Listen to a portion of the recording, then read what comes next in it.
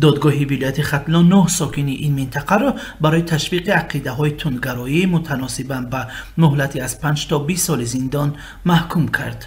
طبق اطلاع رسمی این جوانان در ماه اپریل سال جاری برای فعالیت‌های تندگرایی ارتباط به حزب و حرکت‌های ممنوع تروریستی از جمله گروهی به نام دولت اسلامی از منزلشان بازداشت شدند. حکم دادگاه روز 20 اکتبر در شهر قرغانتپه صادر شد و هنوز حکم قوه قانونی را نگرفته است. تیمور بایزاده معاون رئیس دادگاه ولایت ختلان روز 24 اکتبر در صحبت به رادیو آزادی تصدیق کرد بله از شرح تفصیلات پوره این پرونده ها با سبب قوه قانونی نگرفتن حکم خودداری کرد. از روی اطلاع دریافتی به حکم دادگاه ولایت ختلان فیض‌الدین شامردانوف به 20 سال، سید مراد براتوف به 18 سال، ابوبکر ستاروف به 15 سال، احرار خوجه جانانوف به 12 سال، جمال الدین آدینیف به 12 سال، احمد جان شمس‌الدینوف به 10 سال، قابل جان عبدالواسیلوف به 6 سال، شریپوف عظیم جان به 5 سال و نوروز براتوف به 6.5 ماه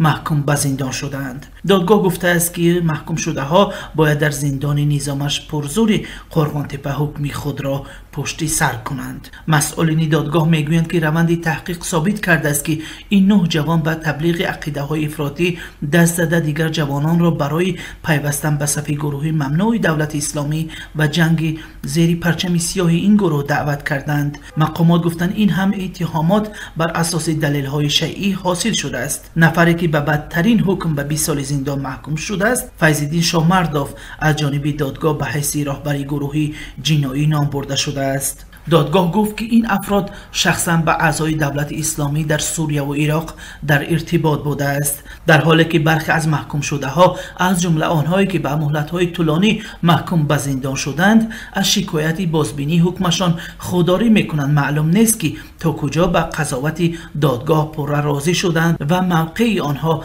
به حکم دادگاه چیست، ولی چند وکیل دفاعی که از حقوق این جوانان حمایت میکنند به رادیو آزادی گفتند که زیر حمایه آنها از شکایت بردن به دادگاهی زینه بالایی خودداری میکنند. یکی از محکوم شده ها گفته است که از حکم برآورده دادگاه راضی است.